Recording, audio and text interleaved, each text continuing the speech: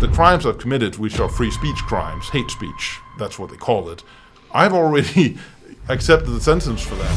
What's the point in keeping me alive for democracy's sake if I'm no longer able to participate in democracy?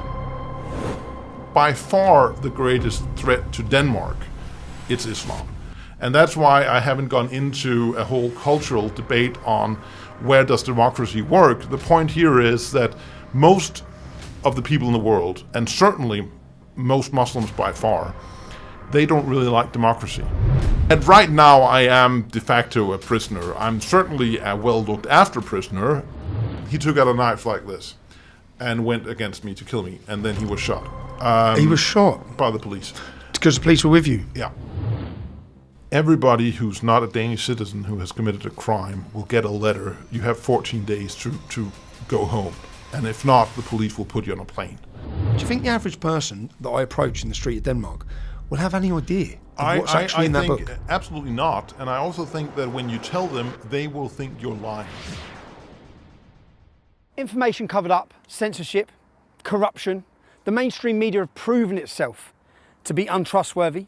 I'm here to give a platform for debate, for truth, for open discussion. I'm introducing you to my podcast, Silenced with Tommy Robinson.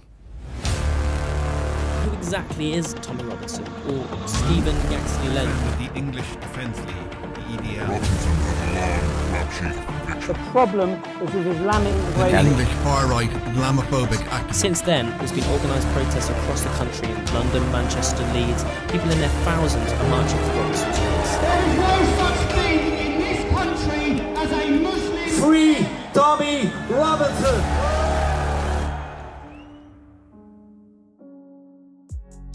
Rasmus Paludan is a Danish-Swedish politician, lawyer and anti-Islam activist.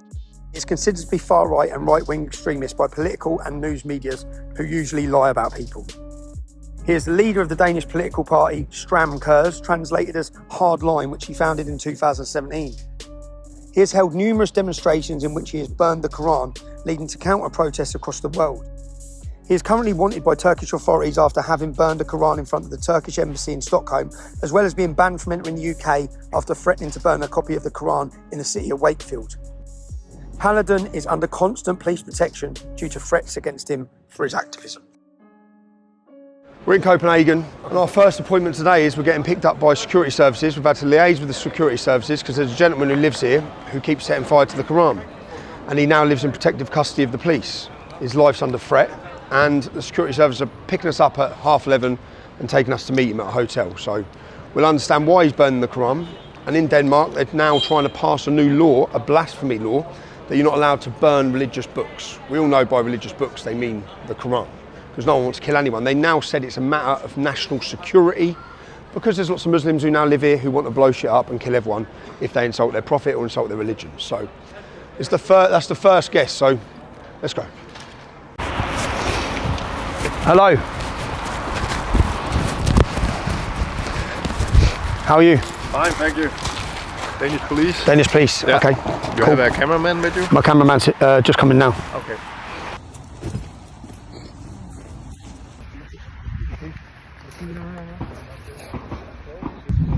Currently being brought to a secret location by the security services. They've protected him for 2 years.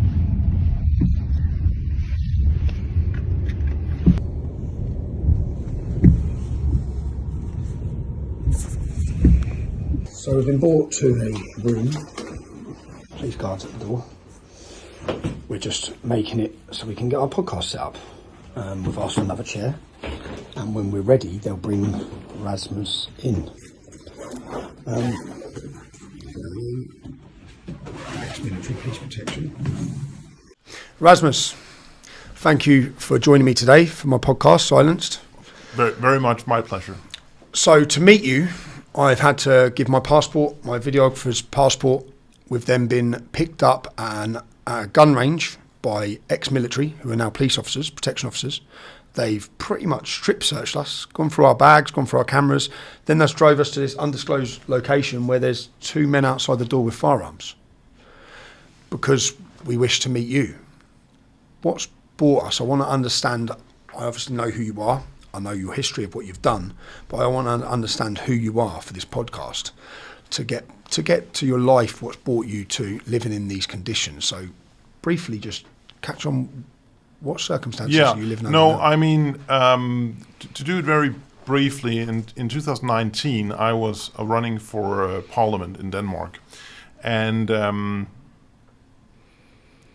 on the 14th of April, which is that year Easter Sunday, I was doing a protest in one of the more ethnic boroughs of Copenhagen. And this resulted in a great amount of violence against, well, it was supposed to be against me, but I was evacuated, so it was against the police, and they burned down the street, more or less. And 2 days after that, I was informed that now the threat against my person, because of my legal political statements, was such that the Danish government had to protect me with bodyguards. So that was on the 16th of April 19, and since then, that has been the case. But of course, during that time, it isn't like static. The threat level can go up and it can go down. Okay. And right now, unfortunately, because I'm now famous or infamous in the world, and certainly in the Muslim world, the threat level is very high. And so the precautions that the Danish government has taken to protect my life, which in essence is to protect democracy. They don't care so much about me, but they do care about the fact that democracy only works if you don't get killed for making political statements. That's why the threat level is so high, and that's why the protection level is equal. Okay, but some people have been killed for making political statements across the world as well. Even in Holland, if you look at the filmmaker, the Dutch filmmaker, 2 Dutch filmmakers, Pim Fortuyn and the Van Gogh. Van Gogh, yeah. But I mean, the thing is, there's no guarantee here. It's like some people, they're very angry and they say, you only dare say what you're saying because you're protected by bodyguards. And there are 2 points I want to make on that slur, which is, one, I was saying what I'm saying long before I was protected by bodyguards, which is also why I've been attacked by Muslims many times, because not only when I've had bodyguards, but also before I've been attacked by Muslims because of my statements. And 2, this is not like a guaranteed game. It's not like if you have protection officers, then you're not going to be killed. Yeah. You can get killed anyway. I mean, we could be bombed right now and we all die. So there is no guarantee here, but I have my reasons, but it's just foolish to think that because you're surrounded by police officers and because the government is doing what it can to protect you, then you're not going to be killed. You can be killed anyway. What's life like to be surrounded by police officers? Can you go to the gym? Can you just pick up and walk down the shops? Well, certainly that depends on the threat level. And if we look at the usual threat level, which is I'm at my home threat level, then I'm surrounded by bodyguards whenever I'm out of my home, and my home is in a state that it cannot be attacked. In the sense that would be unsuccessful. I mean, the protections are such that if somebody tried to attack me in my home, they would not succeed. Is that with the support of the government? That is with the support of the government, okay. Absolutely. As in panic rooms, bomb-proof, everything? I would rather not say, okay, of course. People can speculate, and I'm fine with them doing that. But basically, that the normal threat level, then I'm protected by bodyguards from the security service whenever I'm outside or away from my home, so to speak. And there is a large amount of normal, what we call the blue police, the uniform police, or plainclothes regular police that will also be involved, depending on the circumstances. If it's like a public event, certainly the regular police will be involved as well. They have the special kind of police, the tactical units that have the long rifles and the bulletproof helmets and such. They're like the outer perimeter usually. So they'll be on the roofs? They will be different places. That depends on the situation. But that would be like the regular threat level. Right now, of course, unfortunately, we're at an extreme threat level, and that means that things are not normal. Because they seem like special forces, the officers here. They seem... I mean, the situation right now is that it is not safe for me to be seen very much in public, unfortunately. And I think that's a big problem. I think the government should use more resources so that I can be seen in public, but they're not willing to do that for various reasons. And so right now, what they're trying to do is hide me a lot from the public eye, and prevent me from being in my home and having me at undisclosed locations. And of course, this is a great intrusion in my private life, and not in the long run acceptable at all. What I spoke to you about, like the regular threat level, that was acceptable because I could have whatever guests I wanted, and I could, within reason, do what I wanted. I could go out and enjoy the nightlife if I wanted, within reason, and that was fine. But the current situation is not fine. I am always being denied. If I want to make a public gathering, I'm being denied, and if I want to do something in public, I'm being denied. And of course, this is not acceptable because it's not like I get the choice. It's like if you do it anyway, then we leave, and then I'll risk being killed. Okay, well that's your choice. Okay, well. Is that what they're saying? That's what they're saying, and it's not like I mean, I have. My actions speak for themselves in that I'm not really a person who is easily scared. I'm really not. But there are two things. First of all, if I'm killed, then that's a great setback for Denmark and the fight against Islam and the protection of the Danish people. And two, it's just not fair rules because I don't have firearms, and the people who want to kill me, they do have firearms. So it's not playing on an even field, and that's very unfair. So that's why I'm forced to accept the rules set by the people of the government who do have firearms. And if the government said the law is now that you can have your own militia and they can have as many firearms as they want, then it would be a more even playing field. But it's not. So I have to, unfortunately, at the moment, I have to accept the rules set down by the government, and that limits my political options of expression greatly. Do you feel like a prisoner? Do you feel like now? And right now I am de facto a prisoner. I'm certainly a well-looked after prisoner. I'm not a prisoner who is like demeaned with strip searches and whatever they do in actual prison. But it's certainly emasculating and demeaning to be treated this way because I haven't committed a crime.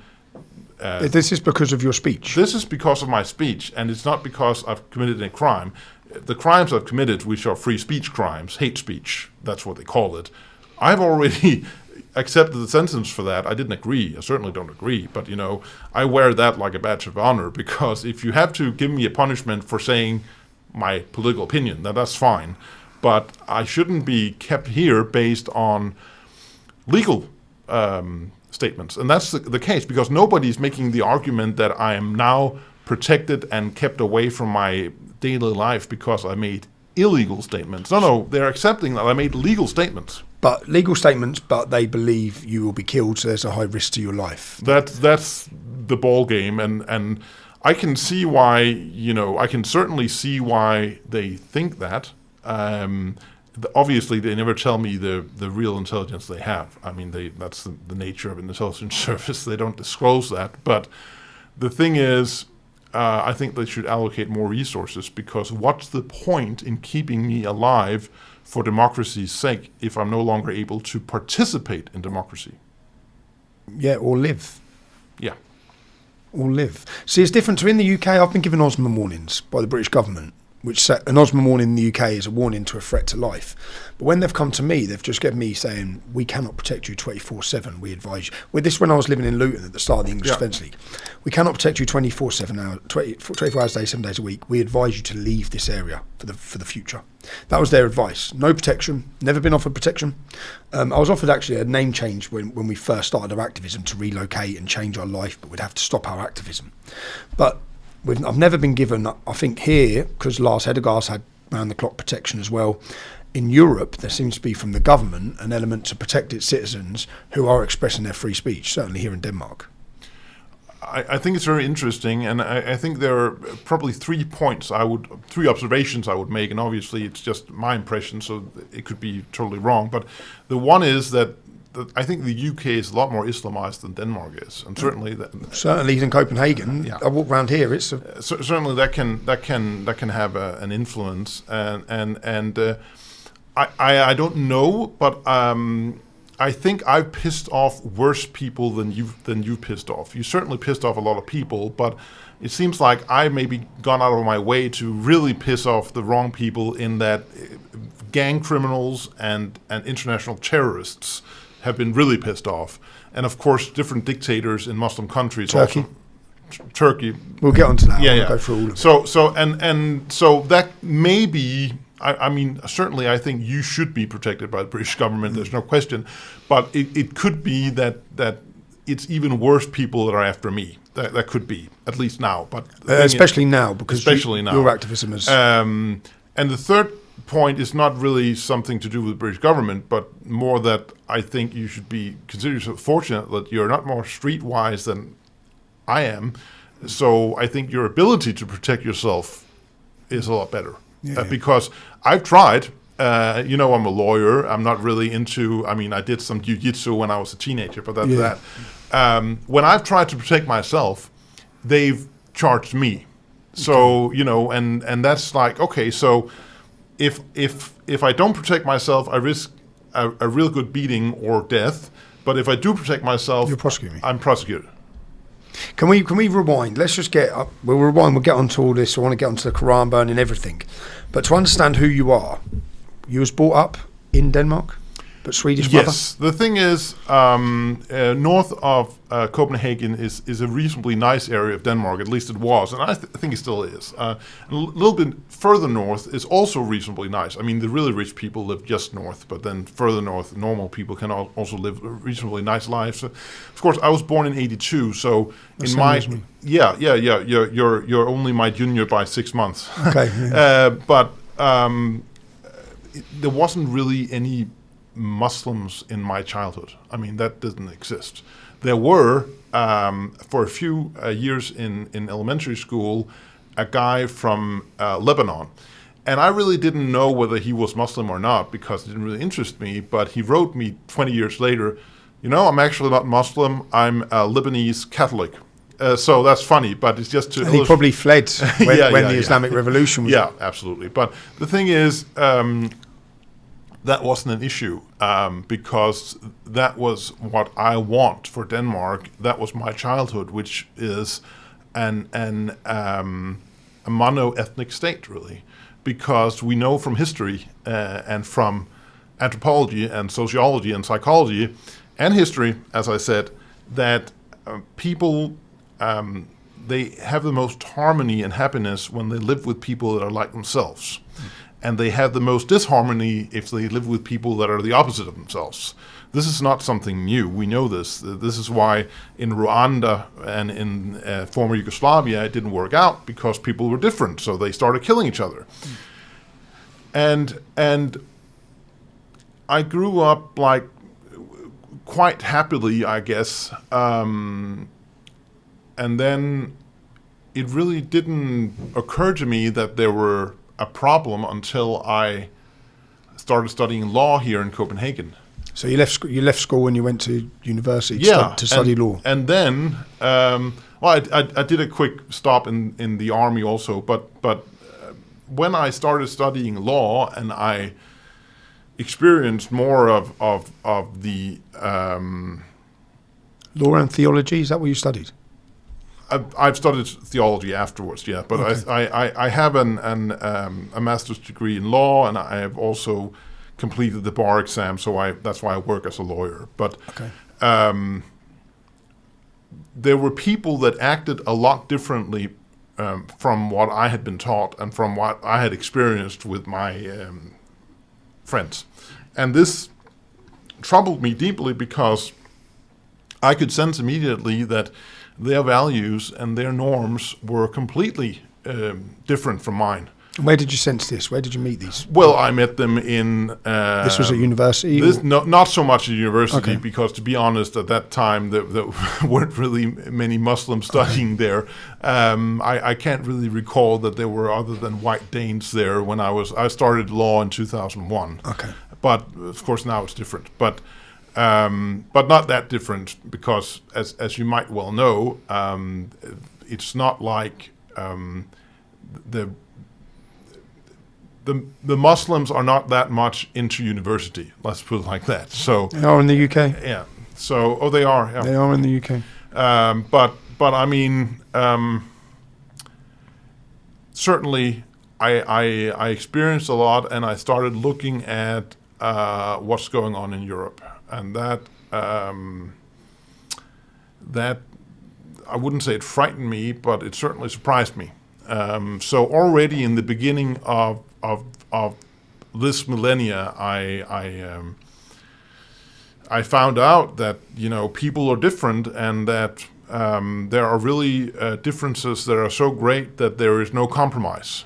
And certainly, if I were to meet a Pole or a German or a Norwegian or a Swede or something, a British person, a real British person, that would be possible, because our way of life is very much related. It's not that different. Culturally very similar. Very, very similar, based on Christianity and based on science, and based on the democratic ideals of the French Revolution, really.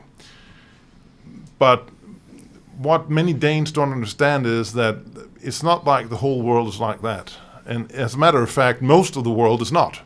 And then if you're able to convince the Danes of this, which is difficult, but if you are, then their response will be, well, that might be so, but they want to be like us. And then I have to say, no, they don't. They really don't.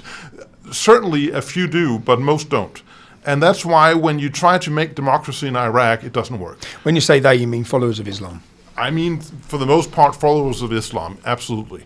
But I mean, I wouldn't say that it's exclusively followers of Islam, because I would say that some cultures, even non-Muslim cultures, can have a problem with accepting. Well, let's put it like that. The great professor Helmut Nyborg, he has said that it seems like if you look at a country with an IQ average of less than 90, democracy doesn't work. So it's not Islam is the only thing, but certainly. Which other cultures would you alleviate to there? If you look at Africa, Okay. There's not really a lot of African countries that are great democracies, regardless of their religion. So certainly it's more than just Islam, but when you look at by far the greatest threat to Denmark, it's Islam. And that's why I haven't gone into a whole cultural debate on where does democracy work. The point here is that most of the people in the world, and certainly most Muslims by far, they don't really like democracy. And why should they? They don't want Because it goes against what they've been taught is the truth from God. So how can you be a Muslim and subscribe to everything the Quran says as the word of God and still want democracy? Those do not, fit. So that's what I found out, and I'm just trying to explain to the Danes that no, they might speak Danish, but they don't really like the things that we like. And that's, so far has been greatly unsuccessful. So that's what happened, I guess, in this very short, brief history lesson. History lesson. So you left university. You just said you got a master's. You went on to set up a law firm. Did you? You become a lawyer? I set up my own law firm. I mean, basically, you have to do an apprenticeship first to become a lawyer. So you have to certainly do some exams, but you also have to work in general 3 years for a person who's already a lawyer. So that's what I did, and then I set up my own law firm, and I did that in 2014. I did stuff in the meantime as well. I mean, already when I was in university, I did 6 months in The Hague at the International Criminal Court for the prosecutor there. And of course, the reason I'm mentioning that is because if you're in doubt that people in the world are different, certainly if you worked there, you found out they're quite different. Not just that you have colleagues from all over the world, and you can see that they're different, but also the things I was investigating, which at the time was things happening in Uganda, with something called the Lord's Resistance Army, which has become quite well known afterwards, but at that time nobody knew of Joseph Kony. And it's just like... What is that? The Lord's Resistance Army? Lord's Resistance Army is basically a rebel group in Uganda. And what they do is they fight the government of Museveni. I think Museveni is actually not the president any longer, but that doesn't matter. But basically, they kidnap children and then they rape them and then they make them into child soldiers. Make them into soldiers, okay, yeah. And then they become massive. So you was onto that before, because everyone now, yeah, okay. Okay, so the point I want to make, or want to get across, you went on to then become a lawyer to defend people who challenge the establishment. In my research, that's what I've come across. Well, certainly that was a big part of my portfolio of clients. It wasn't the only part. I mean, I also defended foreigners, which has been a great gift for me, because I had certainly already made my impression of what the problems are, but when I found out the kind of people who come here and ask for asylum and whatnot, it certainly gave me a more detailed, factual background to state that we have a problem. And this is not something that's like rocket science, because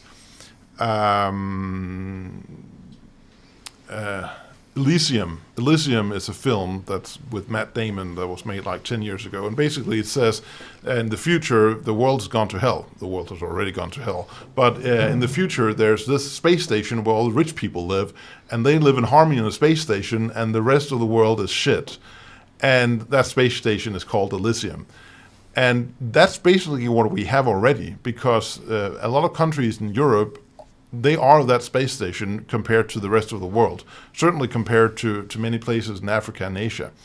And so people will do pretty much anything to get here, to get a piece of that.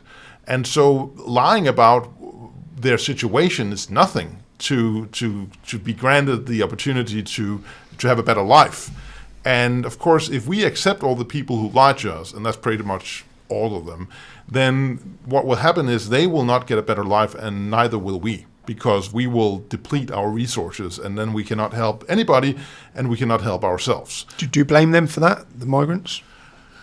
I blame the government, because the migrants are just doing, what everybody would do. Yeah, so I mean, how can you blame someone for wanting a better life and lying for that? Nobody really can blame one for that. So I'm not saying my clients lied. I'm just I'm not stating anything about my clients. I'm just saying that you're not allowed to, no? Yeah, it's a general. Obviously, people will lie about whatever, and that's why, I mean, the government has learned a little bit, because now before, every single male from Africa said he was a homosexual. Yeah. So now and it's from a country where it's punishable for being homosexual, so they can't go back. And then now the government says, well, that's fine, but you can only have asylum if you can prove that the government is after you specifically for being a homosexual. Okay. So I mean, they're learning a bit, but it's just, it's a great problem. There are two different problems here. One is everybody wants to come here, and two is many of those who want to come here have perceptions and rules for how to behave that are completely incompatible with how we live. Okay, if you insult me, I will laugh and say, okay, well, that's your opinion. Yeah, but that would never be acceptable for a Muslim, because if someone insults you, you have to hit them, And remember this great story about a elementary school in Netherlands where a Moroccan family were called to school because their son had beat up a Dutch boy, really beat him up, so he was bleeding and had to go to the hospital. and the teacher said, your boy has really wounded this other boy, and that's not acceptable. And then the parents said, well, the Dutch boy teased our boy. He said he was stupid. And then the teacher said, well, that's possible, but the response is not acceptable. You cannot respond by beating him up and almost killing him. And then the parents said, well, you're wrong. We've taught our boy that, of course, if anybody says anything to demean him, he must immediately beat the crap out of that person. So this is, if they want to do that in Morocco, I'm really not going to meddle with that. They can do what they want in their own countries. And of course, I could say as an objective observer that it's not going very well for them with their culture in their own countries. So maybe, it's not a great culture. That's a point. But they shouldn't do it here. And that's a problem because they want to do it here. And even the people who don't want to do it here, they're doing it anyway. And with that, I'm saying it's very difficult to change what you are. Because if you and we went together as friends to Afghanistan, then in Afghanistan, they have part of the culture is that rich people, they buy boys and then they have sex with them. We wouldn't do that. I mean, even if we lived there for 10 years or 20 years, we wouldn't do that because our European values are not like that. So if we cannot change when we live in their country, isn't it maybe strange to think that they would change when they come here? I get that because people, they think you're in a cave in Afghanistan one day and the next day they're in Europe and they think the next day they're in the bank next to me in Luton Town and they think every value is just going to have vanished and they're going to have changed. That's not going to happen. And we had a great, I wouldn't say great, we had a famous poet here, Yahya Hassan, who was a Palestinian who died a few years ago. He died in 20. And he was very famous for a while. And what he did was he published lyrics where he really trashed his upbringing. He told about his father being on social welfare and beating the crap out of him, and all the other people, being hypocrites because they subscribed to the Arab values, and still they did all the things you're not supposed to do with the Arab values and the Muslim values and so on. So he really told the truth about what he was experiencing in his own social circle. Of course, that didn't make him popular in his own social circle. But the problem is also that all the things he criticized with all the friends he had and stuff, he was that as well. He was what? He was also that. He had all the characteristics that he criticized them for because he couldn't escape from what he was. So he criticized their violence. But he was violent. And he criticized their non-Muslim behavior, and he did everything the same because he couldn't really escape. So this is interesting because he was a brave person in that he was a gifted poet. I'm surprised that with his upbringing he could do what he did. But even with all this, which is like amazing that he was able to publish good poetry and really point the finger at his upbringing and his social circle and the Muslim society that he was a part of, even with all that. And he was invited into the best of homes of high society in Denmark. And with all of that, he couldn't escape what he was. And did he admit that? I don't think he ever realized that. I don't think he ever realized that. Someone should have pointed out this to him, but that's. I think if they pointed that out to him, that's the argument I'm making, and that argument is not popular. The argument that you cannot escape what you are. So you don't think someone can escape, as in if someone's brought up a Muslim, you don't think they can change? I think if they leave Islam, I think certainly some can, but I think it's very difficult.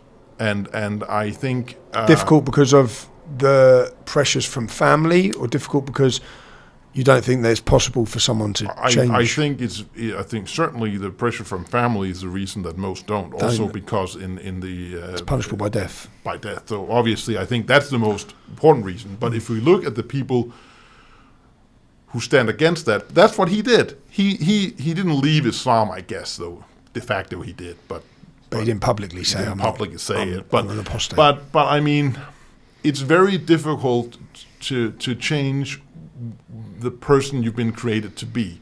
Once you're an adult, I mean, you can certainly change a bit, but to change a lot, that's difficult. And so, you know, that's why I'm taking the example with you and me. But that could be on the counter side. There's so many people who are brought up as non-Muslims who then totally change. They're all converting. Yeah, and then they change totally. I agree, but that's the other way. And I think it's a lot easier to change from freedom to a system you choose than to break free of your chains. So but I mean, it's an interesting discussion. But I would argue that based on the empirical data we have, it doesn't seem like that a lot of Muslims in Denmark have decided that the Danish way is better. No, yeah, I agree. Yeah, I had this discussion with Quilliam. Do you remember Quilliam?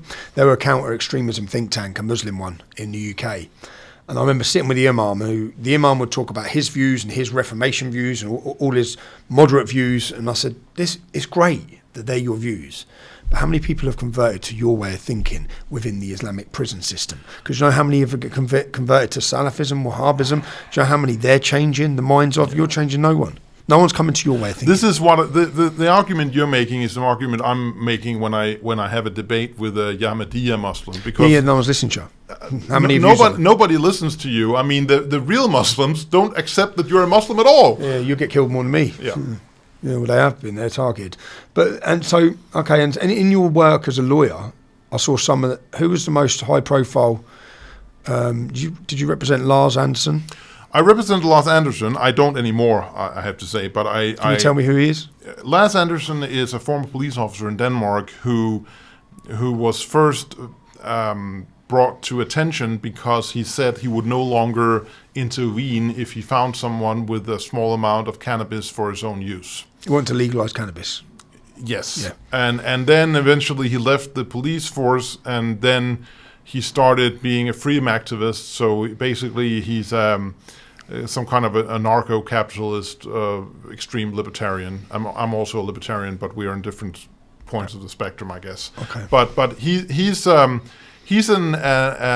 gentleman of the opposition, certainly, and he made some important points about how the government is controlling us. So that's one of my clients, and of course, John Salveson is another famous client because he was actually the reason the blasphemy law was repealed, because this was a guy who actually burned a Quran in his garden, and then he was charged with this. And then before we went to trial, what year was this? This was 2017. Okay. And this was 1 year after I saw your speech at the For Freedom March in January 2016 in Copenhagen, because you were here as well then. Yeah. And so the government decided, the parliament decided to repeal the blasphemy law in 2017, and that was a result of the fact that now this trial was going forward, and everybody except the Social Democrats in Parliament thought this was ridiculous, and so they repealed the law before it went to trial.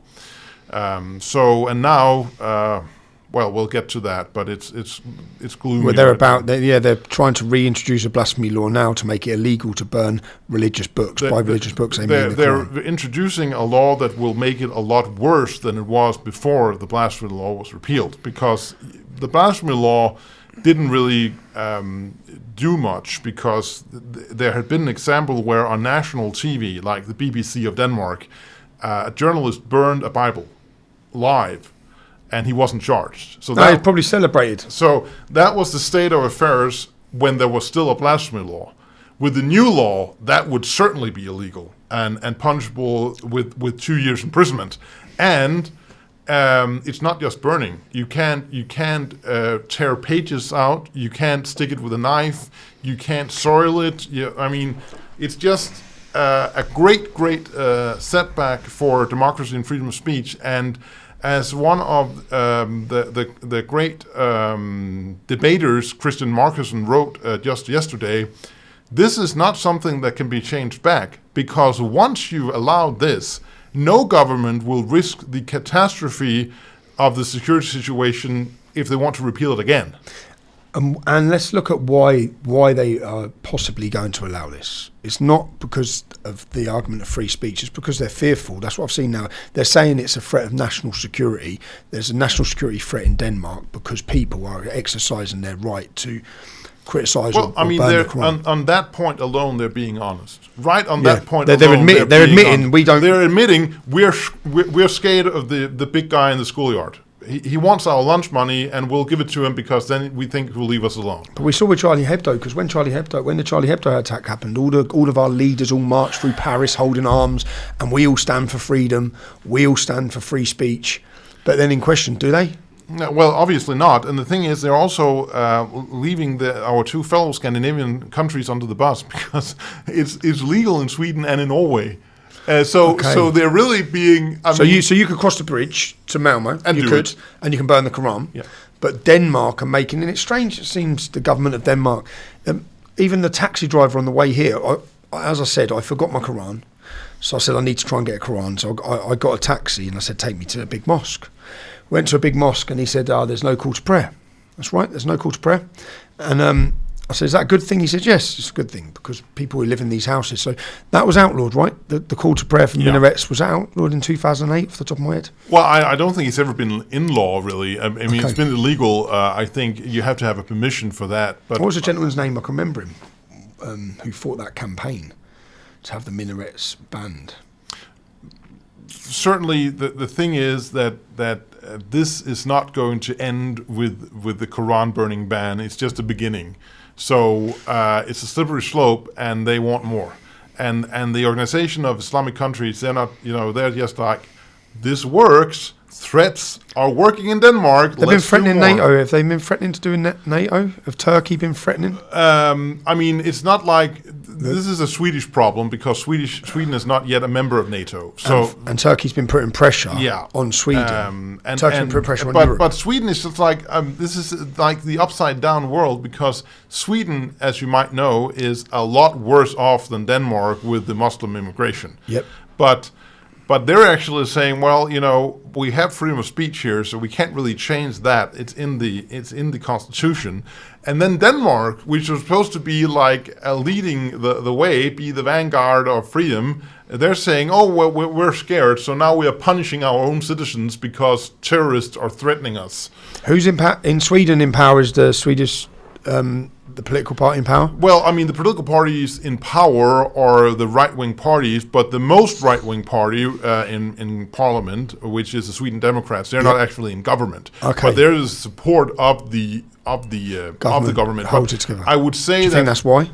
I certainly think that's one reason, but I also think that in general, I mean, certainly several of the parties in the government in Sweden, they could never argue that you should limit freedom of speech like that, because that would go against their basic political opinions. So I think they'd argue in the UK. I think that would be successful in the UK, and I think all the political parties would be saying you can't, but you should. Well, I mean, they've certainly banned me from the country. So from the UK, because I proclaimed in March that I want to go to Wakefield and burn a Quran there. Oh man, yeah, over the school where they got the boy up. So okay, I remember. So I reacted and said, now I'm going to Wakefield to burn a Quran to show them that this is legal in the UK. You can criticize Islam in the UK. Let's explain what happened there. There was a young boy. He was at school, and he's autistic, so he has difficulties. Yeah, and am I right that he muddied it, just tore marked the Quran, and then they had basically a Sharia tribunal in a mosque with the police. The police sitting there nodding their heads while the imam said how terrible it was, while the mum begged the community for forgiveness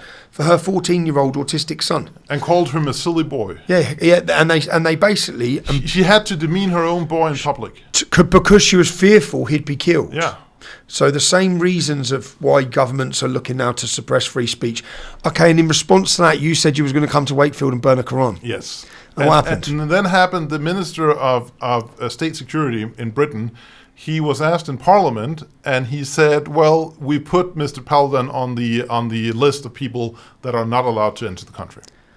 So you're not allowed to enter the country. There was an imam talking at Green Lane Mosque just weeks ago, an imam talking at Green Lane Mosque in Birmingham. This is the problem we have, is we have imams coming in from all over the world who are promoting hatred, who are talking. The actual imam I'm talking about, that mosque was given £2.2 million by the British government in a grant. The man who's in charge of educating the children is there telling people how to cover a woman while stoning her. Yeah? How to dig the hole. He's given the explanation in the mosque, and he's in charge of the education for the youth of this massive 3,500 people congregation in the city of Birmingham. And imams and hate preachers are allowed in, week out. They fly back and forward from Pakistan, from Iraq, from Afghanistan to promote hatred in mosques across our country. This is the real free speech issue, which I wanted to find out here in Denmark whilst I was here, is the people who are calling for, I'm going to find out hopefully over this weekend if the Danish people you meet in the street, A, do you believe in free speech? I think I believe they'll say yes. B, should you be able to burn the Quran? And then I want to find out what they say, because I think just a taxi driver on the way here said, oh no, it's causing us big problems. I think you should ask a second question before the third question, because do you believe in free speech? Yes. Do you believe that terrorists should dictate restrictions on free speech, and then they will say no, and then you'll say it should be legal to burn the Quran, because then they'll contradict themselves. Totally, yeah. And not just contradict themselves, but what's within the Quran? What is it for yourself? What is it that you feel the need to burn it? Well, I mean, there are actually two questions here. So the first one I'll address just in a few seconds. The second one is, because the first one is, why is Islam such a terrible ideology and religion? And that's what you're asking. Yep. The second one is, okay, setting aside that it's a terrible idea, does it work well where it's practiced? I mean, does it make happy lives? And of course, the answer to that is no, because everybody who lived there wants to come here. Yeah, they want to come here. So, I mean, obviously not.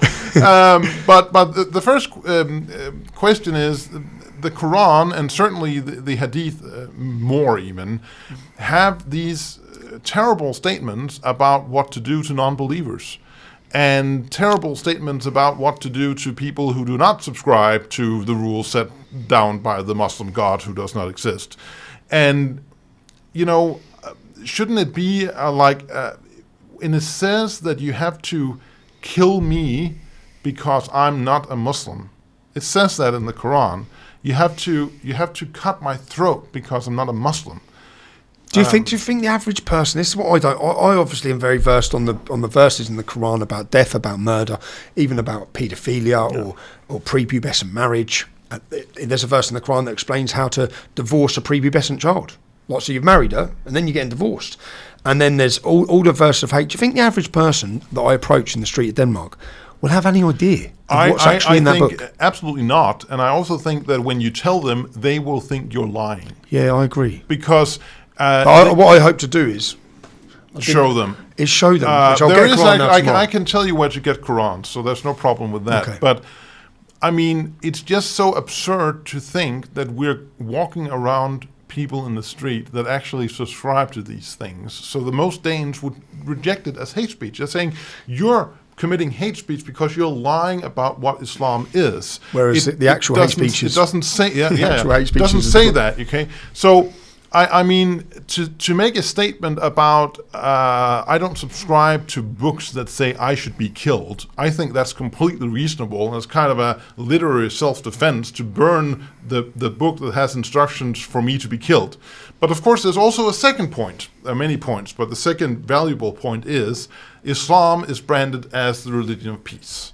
And therefore, when you burn the Quran, the members of Islam, the people who support Islam, they should react with peace because it's the religion of peace. Do you know that term that term Islam as religion of peace is nowhere if you research it until George W. Bush. Until George Bush after September 11th, he started that lie, which has now been pumped, and now it's just they say it as a matter of fact, Islam's religion of peace. Yeah. But no one in history has ever said that. Right. No one who understands Islam, no previous world leaders, no politicians has ever said Islam's religion of peace. No Muslims say it. I think we have far too many peacemakers in Denmark right now, so I'd rather send them all back to the peaceful countries they're from.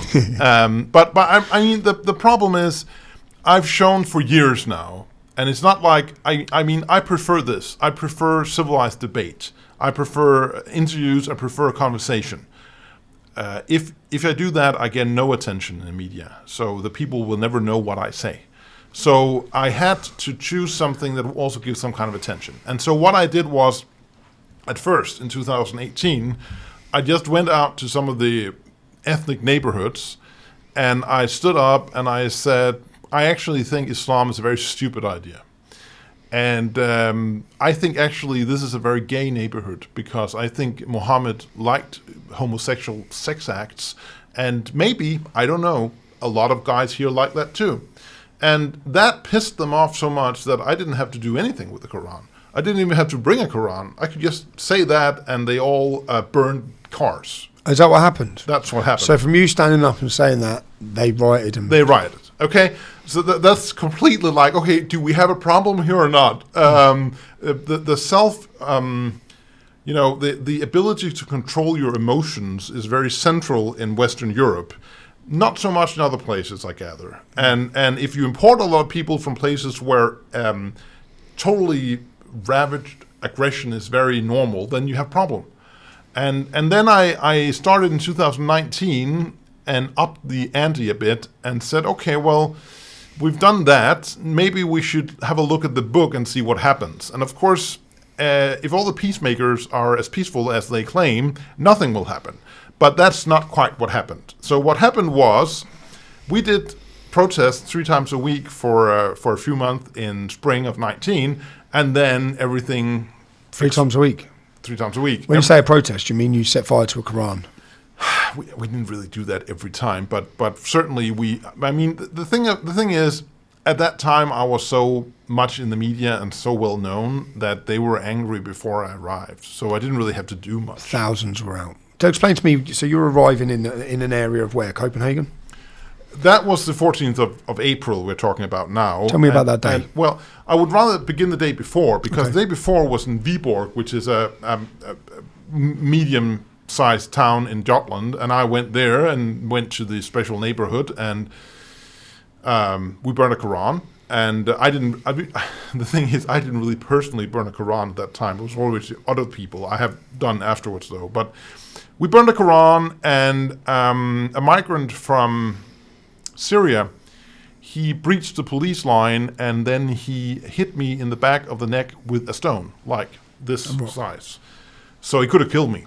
And as a reaction of that, I was pretty pissed with the police, and I made some statements that afterwards have been labeled as very hateful towards the police. I'm like, okay, well... What statements? What did you say? Basically, I said that it can't really be incompetence. If you're that incompetent, it's just like not believable. So maybe you're willfully not protecting me from having a stone in my back.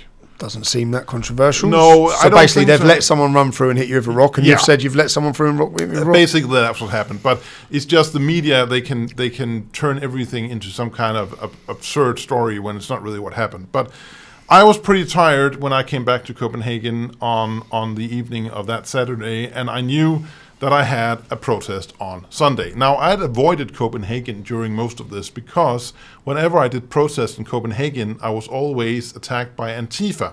It's not like I'm afraid of Antifa, but they're blurring the message. They're irrelevant in the argument. They're irrelevant in the argument against Islamization. So that's why I wanted to avoid Copenhagen, and there was plenty to do elsewhere.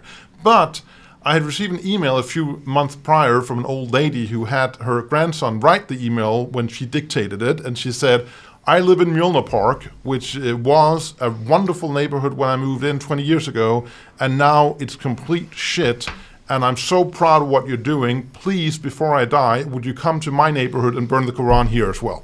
And I was moved by this email, so I said, okay, well, you know what? I'll make an exception. So I wrote her, I'm very moved by what you're writing. I'll put it in the calendar and I'll do one in your neighborhood in Copenhagen. Just because you asked me to, I'll come. And what happened was, on the night between Saturday and Sunday, a bomb exploded in a car in that neighborhood. And I was called by the Danish security... Because they knew you was going to do it? Yes. So they set a bomb off? Yes. And there was also rumors around that another bomb would blow, so they should normal people should keep away from my protest. And I was called by the Danish Security Intelligence Service on the forenoon of Sunday and told, Copenhagen police will call you shortly and they will tell you that it's a no-go for that neighborhood, and you will have to deal with them as to where else you can go. And so they called me, the Copenhagen police, and said, security, we cannot do it there, but you can suggest other places. And I gave them 5 locations, and they called back and said, 2 of those are not acceptable, the other 3 are fine, pick one. So I picked one, called Blue Yard Square, Blågårdsplads in Nørrebro. And I went there with the vice president of the party, and when I say vice president of the party, we were like no one. I mean, we were very few people. Party as in you'd set up a political party? I'd set up what a hardline, Stramkurs. Some which stands for? Hardline, basically. Okay. I mean, a hardline on migration, that's what it means. I mean, some people have a soft line against migration, and some people have a hard line against migration, and I have the hard line. So we went there, we met up with some of the blue police, and we walked there like, I was like, oh, Ronnie, that's my friend, I'm just really not in the mood. I was hit with a stone yesterday, and now we have to do this protest, and we can't even do it where we're supposed to do it. And you weren't feeling it? You know, this is really, but we'll do it, okay. So we went there, and I was very wrong, because I thought it was going to be a dull day, and why was I wrong? And the police, they also lacked some intelligence that day, I can tell you that. There weren't enough of them.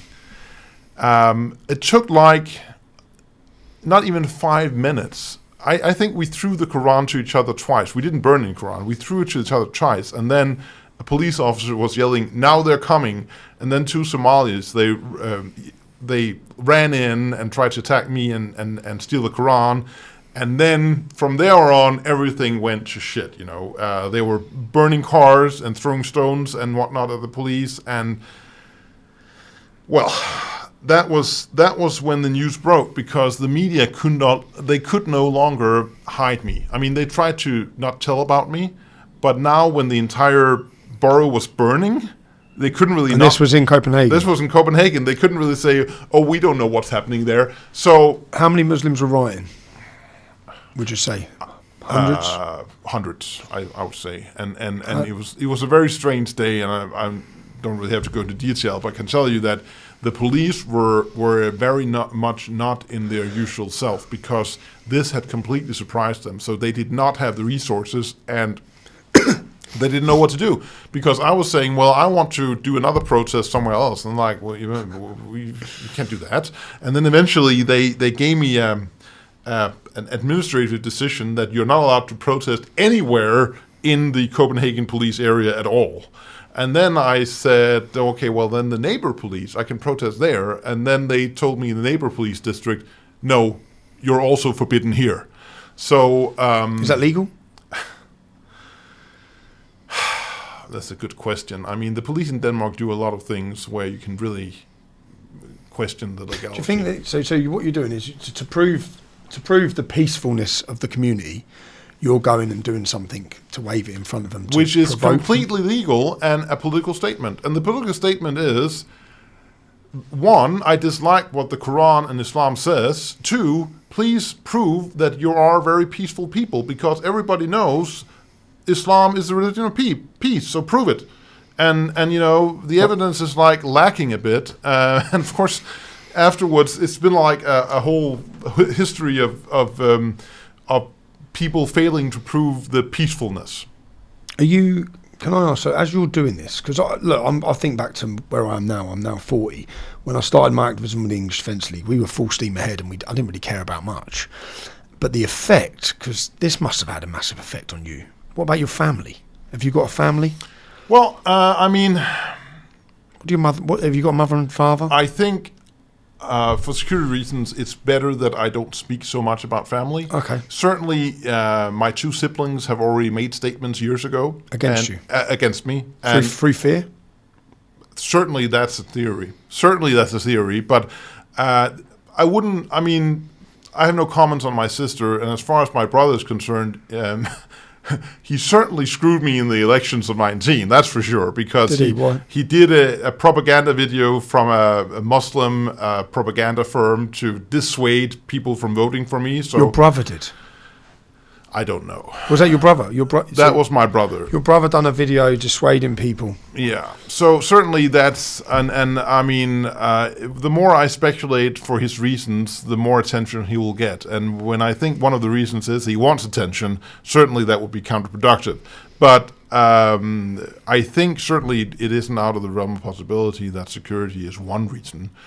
Because he wanted to distance himself as much as he could from you, because people are questioning that he's your brother or family members. I mean, certainly if you're a terrorist, it makes little sense to kill him when he's already said that he's against me. Okay, so for that reason, I that could be one reason.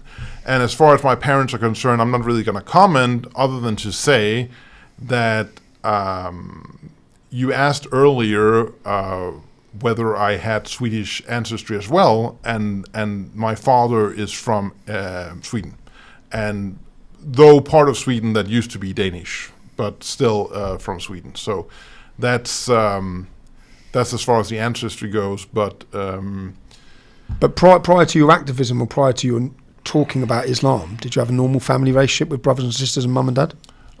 I think normal is such a strange word, really, when that concerned. I don't think it's not like we hit each other. I mean, we had the usual relationship. I didn't really, at that time, I did a road trip with my brother in 2014 in America, so I guess at that time it was reasonably normal. It's not like I'm very saddened by, you know, the fact that it has consequences, that I'm against Islam and outspoken. If it's the case that my brother and sister are so afraid for their own lives that they don't want to talk with me for that reason, that's sad. Okay, but I can't really do anything about that. And when you say it has consequences. Like, it has they're massive consequences. For the rest of your life, forever now. You're always going to be the man who burns the Quran. Well, I hopefully will be known for more than just that. But the thing is, I know what Denmark will be like if it has more Islam. I know this. And what will it be like? What will the future look like? We will be slaves, and we will have to obey Islam, and that is not convert or pay the jizya. That is not pleasant. Okay, and both of those choices are not freedom. Either of those choices is not free. Okay? That's a very but it's not just that. I mean, I've been hardened by all the attacks on me, and that's why I rarely show emotion, because that's a sign of weakness that will just encourage the terrorists to do more and just encourage more attacks on me. So I rarely show emotion, but what I will never deny is that when I hear about Danish teenagers, like Danish female girls being raped, or Danish male teenagers being robbed and forced to take off their clothes and demeaned and humiliated, and forced to state on camera that their mother is a hooker and so forth. These are some high-profile videos you're talking about that there's been on, and circumstances but those high-profile videos are just a drop in the ocean to what's happening. I will never deny that I'm deeply moved emotionally by this, because it is so patently unfair that you're born in a country with one of the greatest opportunities for you in the world, and you have to suffer being demeaned and humiliated and maybe even raped or murdered because somebody else from elsewhere have the opportunity to do this for really no reason.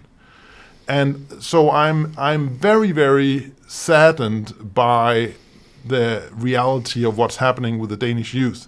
And the restrictions on my life is really just nothing compared to the sufferings of many Danish teenagers.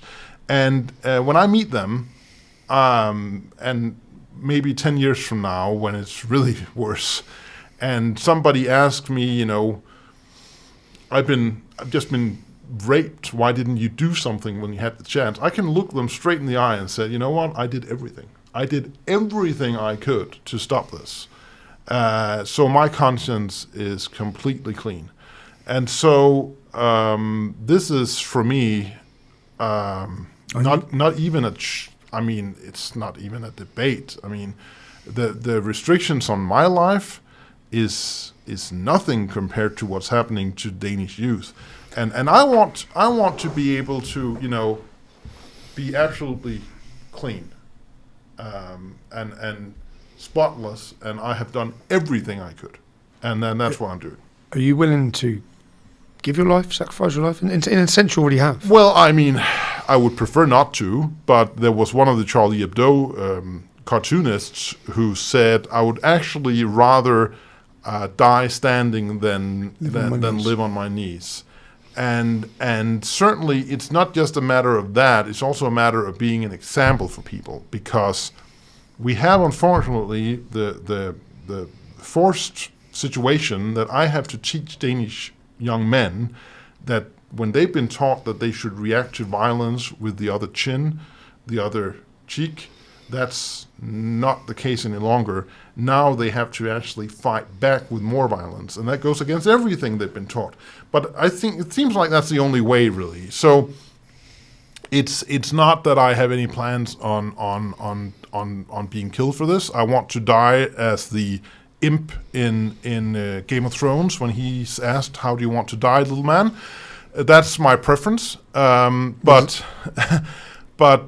we don't have to get into what that actually is. People can watch the series if they want to. But let's say he wants to die peacefully and in old age. Do you feel isolated on your own? Do you, in this struggle? Because there was times, I'm just asking for there was times when I led the English Defence League where I might have had an army on the streets. But at times when the shit hit the fan, when I was up against it, when people were looking for you, when people were targeting you, when you're getting attacked, or when you were in jail, I felt alone. So well, I think that's it's very cold at the top, right? So there's no question that the kind of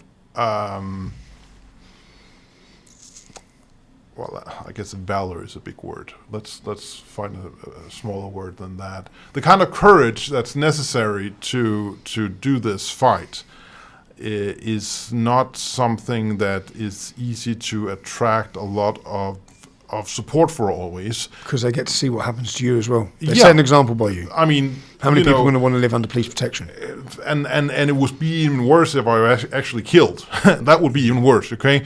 So you mean because it sends a message to everyone, look what we did to him, which is essentially what they're trying to do. That's what terrorists do. Yeah, that's why they did Charlie Hebdo, because, Shut up. Everyone shut up. Yeah. So, but of course, I mean, being in secluded locations and being kept away from my social circle is not very beneficial for having a lot of social relationships, and that's a problem. But that's, I mean, you're asking like very personal, emotional questions that I can completely understand why you're asking, because they're relevant. But if I go into too much detail, that's really just giving the terrorists what they want. Okay. So no doubt it has consequences, but it's not consequences I can't handle. And it's not a secret that after a Muslim tried to kill me with a knife on the 5th of June 2020. Tell me about that. I was doing a protest in Aarhus, which is the second largest Aarhus, that's where I come, wasn't it? Do you remember? When we had the English Defence League, we met up to set up the Danish Defence League. We come to Aarhus. They burned everything. Yeah. 5,000 Somalians. We were standing up on the stairs. It's really a wasteland now, but certainly the west of Aarhus is just a one big conglomerate of ethnic neighborhoods. Do you know, we went there, and what was it? Aarhus is on fire, because the place was burning. But there was about 30 of us went from England, the English Defence League, met 300 lads, Danish lads, and I remember we got put on these stairs. There's stairs in the town centre. And we can see, I'm looking, thinking, it was the biggest policing operation Denmark's ever had. Probably not now, but it was. Yeah. Probably one of yours is maybe now, but it was the biggest policing operation Denmark's ever had. And as we got up on the stairs, I was looking, thinking, no, they don't know what they're doing, the police. No, in England, our police are on it. They're very good at locking areas down, at curtailing it and getting everyone locked in. But I thought, they're definitely going to break through it, yeah? There's 100% they're breaking through. So I said to our lads from England, I said, right, if they break through, smash these doors, we'll smash the doors in, and we'll hold this this doorway, because then they can't get round us. We hold the doorway. So we're all standing there, and as they come from running through the lines from everywhere, we all start smashing these doors to hold the line. And as we're doing that, the Danish lads run straight at them, and I've never felt like such a bunch of wankers and letdowns, because as we're bashing the doors so we can stand and hold ourselves, the Danish men have run out and fighting them on the green. And I felt like we absolutely let ourselves down. It was humiliating, because I thought we was trying to work. I thought there's 5,000 of them, there's 300 of us. We need to hold the doors. But the Danish lads run straight into him. They're as game as any men I've met. And it was, I think then it was a lad called Casper, who I think went on to join a motorbike gang. But that was the group of lads we met, and that was in Aarhus. And I'd never heard of Aarhus, but there was Somalians everywhere. They were smashing the coach as we were trying to get in. And it surprised me with Denmark. That, as a city, surprised me. Aarhus police have just basically decided that whenever I want to hold a protest in areas where Islam is, I'm denied. You can't. Yeah. Because they can't handle it. Because they couldn't handle it then. No. And that was 2012. And they're extremely weak. I mean, they have no control over that city at all. But they're trying to propagate the idea that they do have some kind of authority. But basically, this was the closest I came to the most renowned ghetto in Copenhagen, Gellerup Park, in Aarhus. And that was on the other side of the road. That was as far as I could get. I was allowed a small piece of green grass called the Park of the Poets. And I was allowed to have my protest there. And when I arrived, I mean, things had been boiling for a few days already, because I'm not going to announce that I'll be there. So I'm not they know you come in, they're building up. Mock people for days before, this is going to be a lot of fun. So I went there and a Lebanese in a white suit was there, and my guys weren't there yet because they were doing their own thing elsewhere, which was kind of an ingenious plan, but didn't really work out like that. So I was arriving alone. He was there, and I said, okay, well, you want to have a debate? And then he said, you are idiot. I say, okay, well, that's a difficult starting point for debate, but certainly we can try. And then he took out a knife like this and went against me to kill me, and then he was shot. He was shot? By the police. Because the police were with you? Yeah.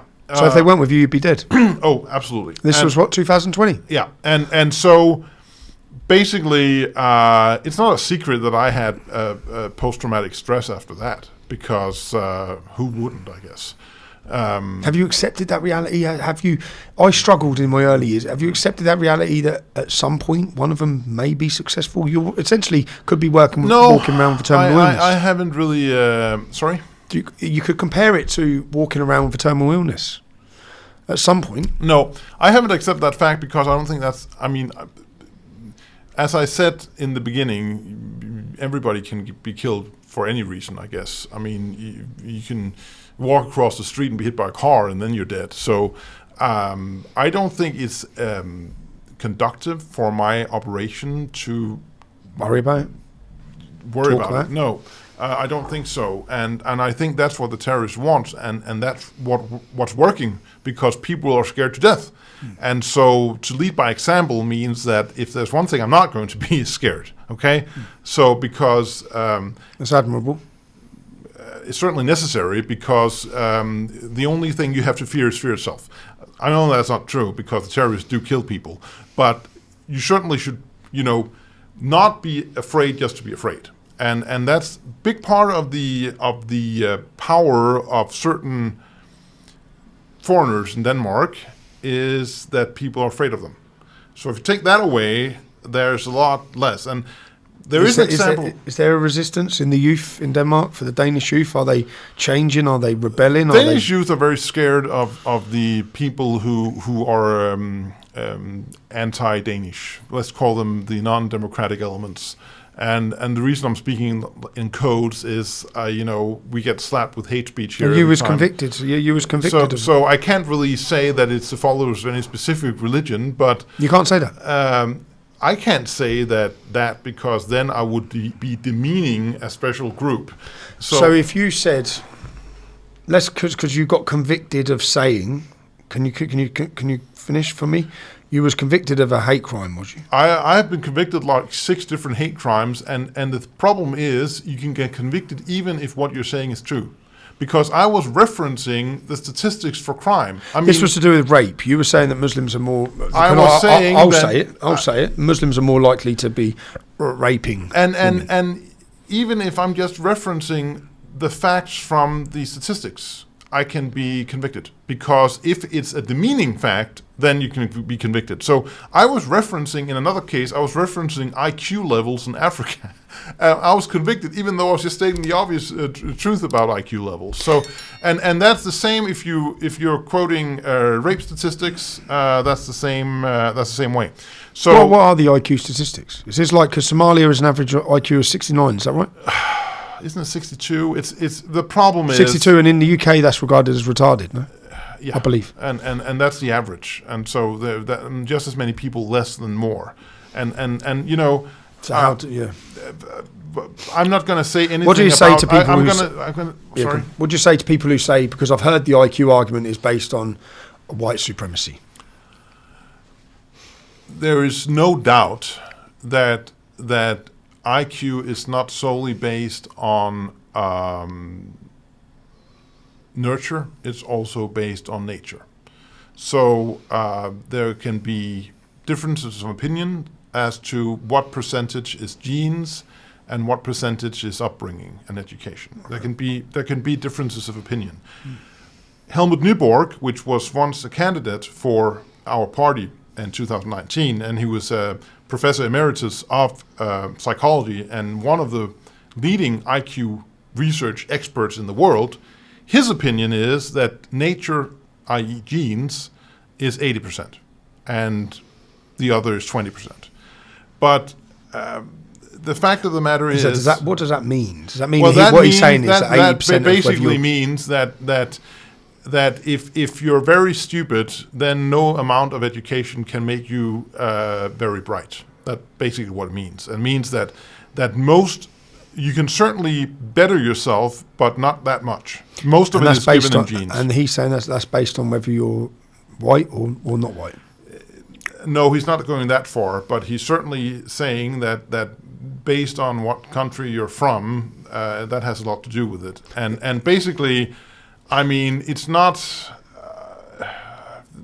let's look at Nigeria. You know that some of the best runners in the world are from Nigeria. They really know how to run. I don't know about you, you can speak for yourself, but I personally don't feel demeaned if somebody tells me that in average, Nigerians are better runners than Danish people. I don't feel demeaned by that. I'm just like, okay, well, probably their genes make them better runners. You have to run a lot in Africa because otherwise you get eaten by a lion maybe, okay? So I don't feel demeaned by that, but when we have an obvious fact that nobody's disputing, that some people from Nigeria and average people from Nigeria are better runners, they're faster. Is it unreasonable to think that when some countries have genes that make them faster, then some countries have genes that make them smarter? You know? Am I right that Jews sit at the top of the IQ? Ashkenazi Jews are. Ashkenazi Jews are, you know, and you can... So if someone made that fact, I'm not offended by it. I'm not offended either. I'm just like, more power to you. Maybe that explains why Jews are so vastly disproportionately represented in Nobel Prizes. And I'm not talking about peace, because everybody can get peace. I'm not talking about literature. For inventions, for everything. I'm talking about science, hardcore science. Jews are represented madly more than anybody else, and much more than they should be based on, you know, their numbers in the world. And you put that down to their IQ? Absolutely. And I'm not offended by that in the least, you know. So if you're making a fact, say let's just take Somalia for example, as an example, when you make that fact, would your argument be that it's got nothing to do with racism, it's a fact? If I answer that question... Because where is the fact come? Because say like, for example, I've been educated and gone to school with lots of black lads who are very smart. Yeah. And they're Caribbean history, Ghana. Yeah. Nigeria. Yeah. My friend Priye, who's Nigerian, very intelligent. This is important because nobody is making... Well, in fact, I say he's got a higher IQ than most. Yeah. That's I can't say that nobody's making the argument, but I'm certainly not making the argument that there aren't black people or yellow people or red people that are extremely bright and are much brighter than I am. Yeah. Because obviously there are, okay? So that's not the issue here, because we're talking about population groups. Okay. So you can have 10 black friends that are a lot smarter than you and a lot smarter than me. Yep. That doesn't really prove anything. Okay, well, it proves that they're very smart, but that's what it proves. And we're not really. I'm talking about politics here, and I'm talking about accepting certain facts that might be uncomfortable. And anecdotal evidence is very interesting, but it's just anecdotal evidence. So, for instance, the fact that when I went to Doncaster in 2015, because I was at a UKIP event there, the fact that I was given a ride from the local Asda to my hotel by 2 black people who were very nice, that doesn't really prove anything other than just that there are 2 black people in Doncaster who were so hospitable that they gave me a ride to my hotel, okay? Nor would the fact that I was attacked or almost, maimed by a Muslim Arab prove more than that. But if the statistics say that people of Syrian descent in Denmark statistically commit much more and are convicted of much more violent crime than Danes are, that's not anecdotal evidence. Then that's a fact, okay? Okay. And that's relevant. So I don't have any racial prejudice, but I do think we should accept some facts. And one fact is, on average, Nigerians are better runners. Great at fraud and all. What? Great at fraud and all. I have no comment on that, but I mean, the thing is, I think it's a very important thing that we're raising here, because even though This is a difficult conversation for many people to even have. it is, and I think Don't hear anyone. we're trying to have the conversation as softly as you can, and it's important because I just said in the beginning that people in the world are different, and we focused on the fact that their religion is different, okay? And Muslims have Islam and other people have other religions, and of course that has importance on how they're behaving. Well, I'd say like if you look at Pakistanis in Bradford in the UK, 76% of them marry their first cousins. Yeah. Generation after generation. A few generations of doing that, you're not going to have a high EQ. Yeah, and I couldn't argue against that. And the fact is, you should be able to talk freely about not just the differences of different religions and the behaviors and the cultures and the way they're doing stuff, but also, is there a biological difference between different people in the world? And the fact of the matter is, we can see that there is, because the pigmentation of certain people is different than other people. So of course there's a biological difference. And that doesn't mean that you're racist for pointing that out. I'm not racist when I'm saying Africans in general are a lot darker skinned than I am. That's not racism, that's a fact, okay? And maybe we should accept that we're not saying that people are bad people because they're different than me, for instance. But we have to accept there are differences. Well, I've seen accusations against yourself. I've had them. Are you an ethno-nationalist? Do you believe that Denmark should be for white people? I believe that Denmark, in the majority, in the vast majority, should be for Danes or people who are like Danes. But that, labeling that as a white people is wrong, because first of all, I would say that Swedes and Norwegians and Danes and Icelanders and people from the Faroe Islands are more or less the same. So that would be more or less the same ethnic group, okay? Mm-hmm. And the reason I can say that is that if we took in, and now I'm talking about the ethnic original populations, of course. If we took in 500,000 from Norway and 500,000 from Denmark, it would still work, from Sweden. If we took in 500,000 from each of the other Scandinavian countries, our country would not go to hell. It will still work, because we're that closely related, okay?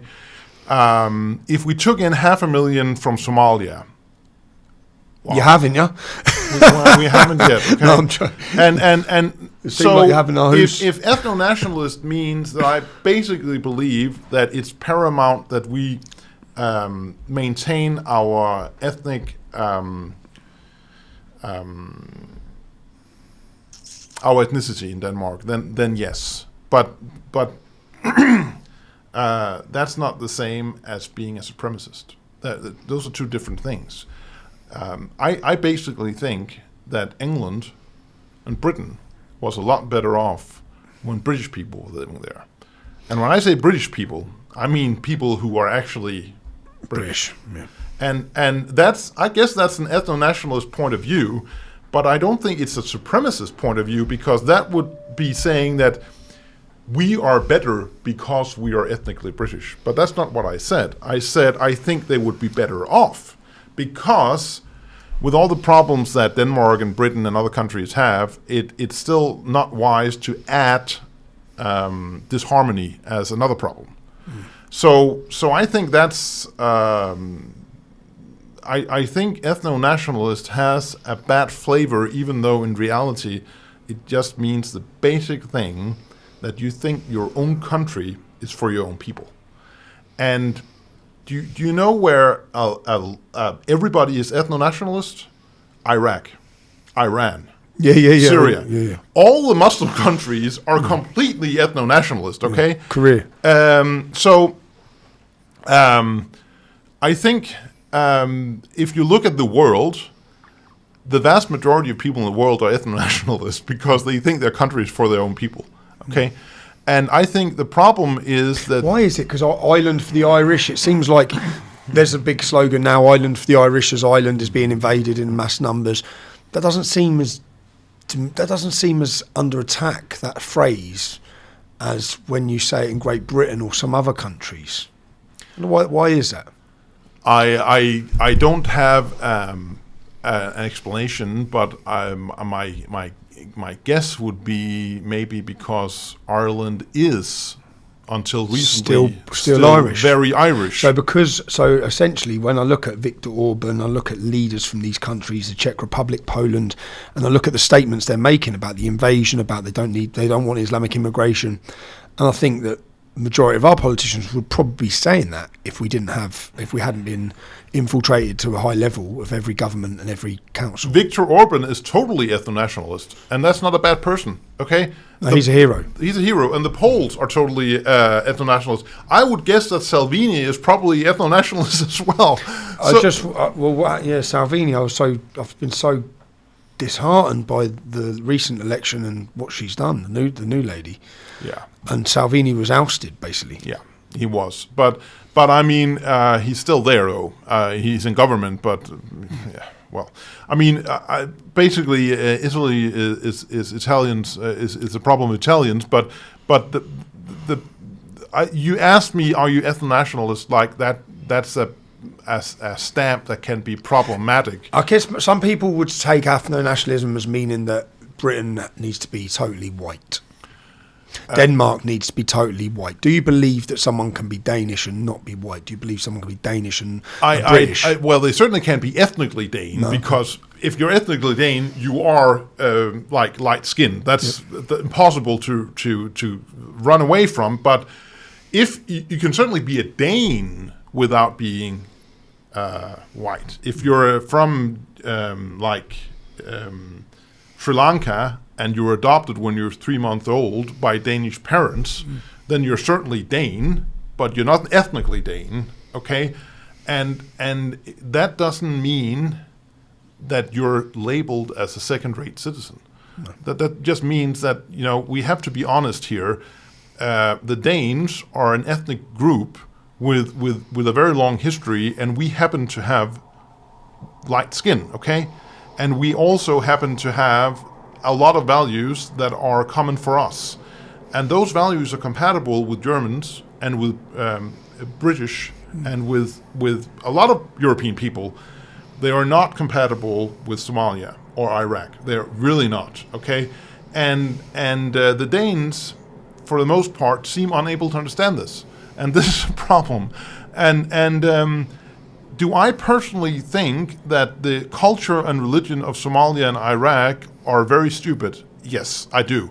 But that's really, I have no problem with that as long as it's there. I guess I feel sorry for the people living there, but that's more an academic statement. But it's not there now. It's here.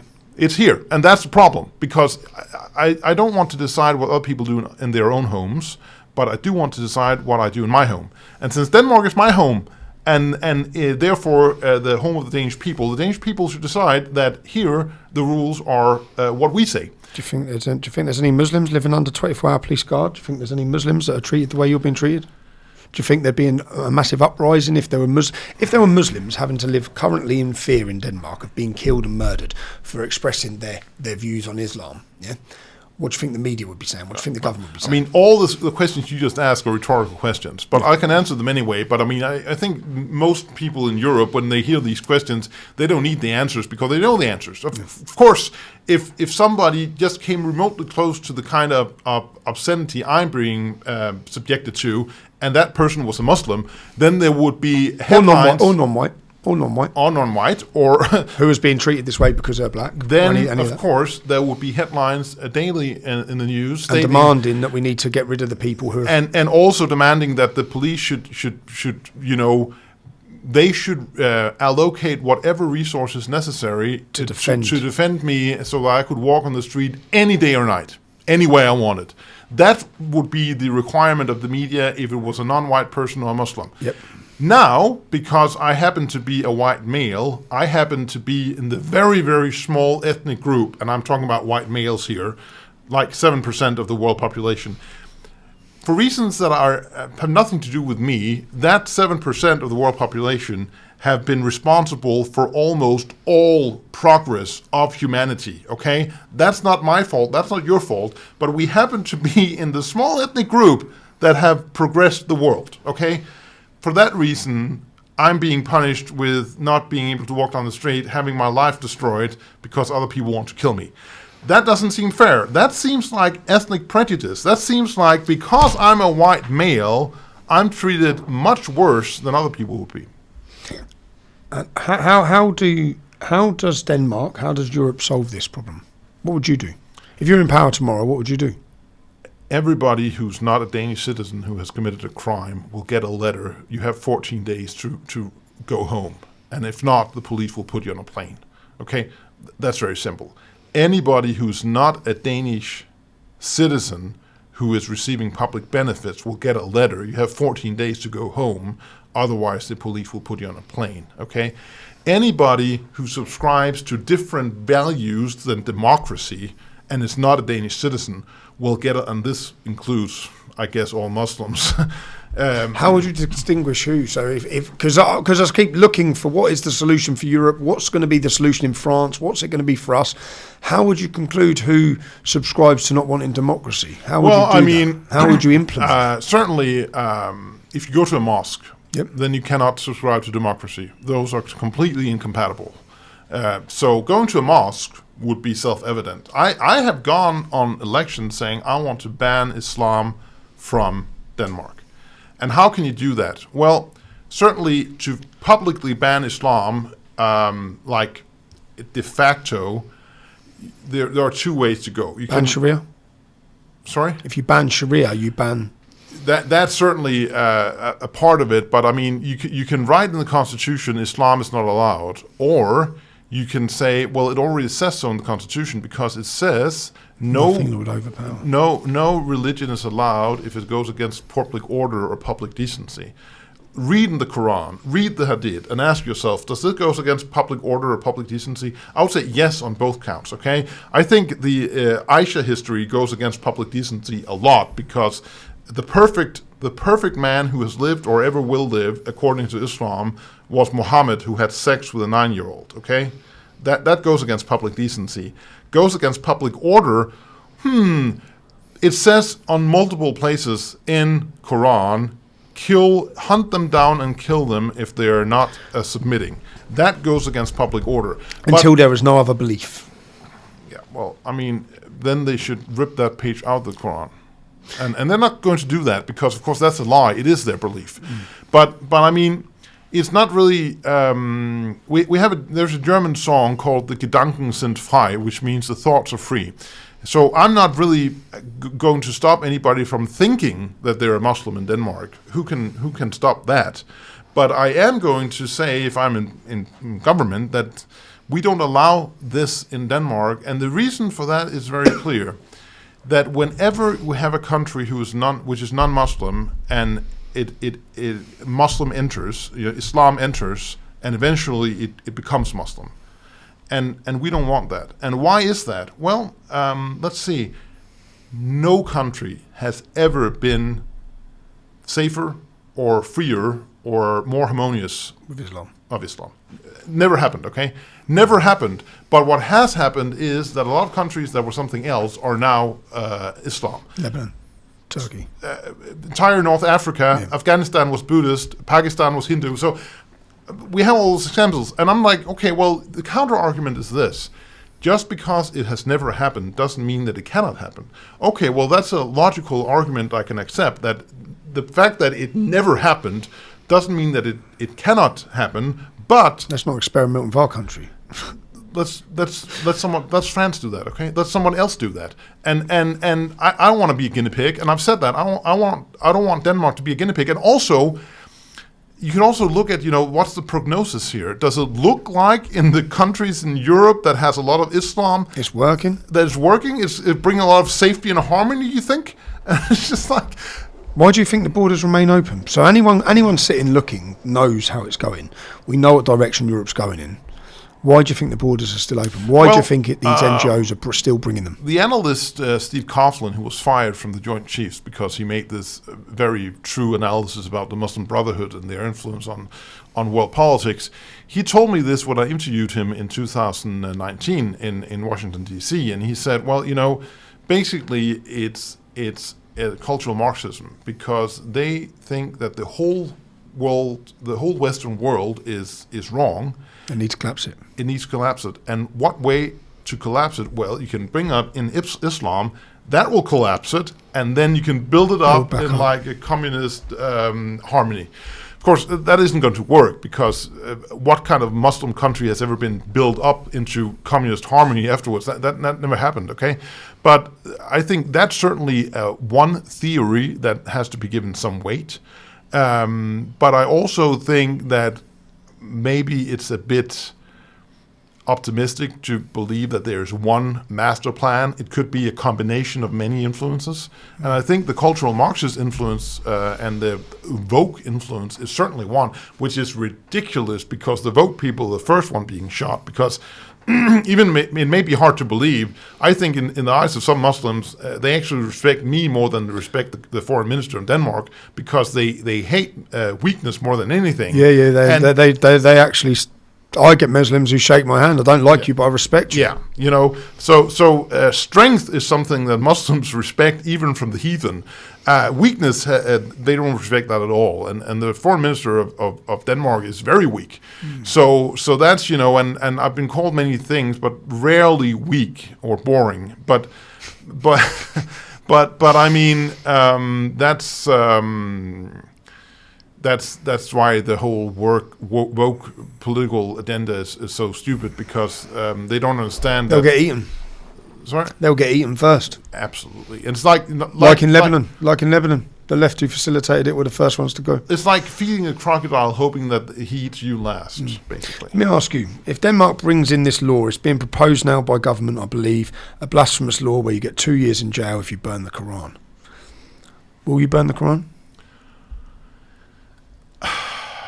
I mean, I haven't really decided. I will certainly do whatever I can to demean Islam and the law. On the other hand, I think I have to be very careful, because they want nothing more than to put me in jail, the government. And if they put you in jail, they don't need these two men standing outside your cell. You are then a victim of the system if you were killed. Certainly more than two, all combined. But I mean, that would be, I think many people in government would prefer me to be killed. I think that's true. And so I have to be very careful. And it's always, what's the smartest move here? I don't think the smartest move is to blatantly violate the law. Not for me. It could be for other people, but not for me. But there are so many other options. And certainly those need to be explored. But it cannot be denied, that being said, that it would be a major setback for Denmark and Western Europe and Western civilization if that law is being passed. And then you may say, okay, well, Western civilization, that's pushing it a bit. It's really not, because this is a big thing if a Western European country does that they bow to the demands of Islam and terrorists, okay?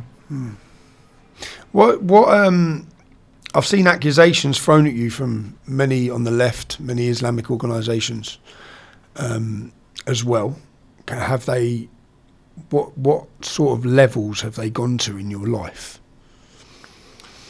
Well, I mean, basically, anything that could possibly be thrown at me has been thrown at me. So they already in 2018 they started calling me a child molester, and I said, well, you're mistaken, because Muhammad was a child molester. That's your prophet.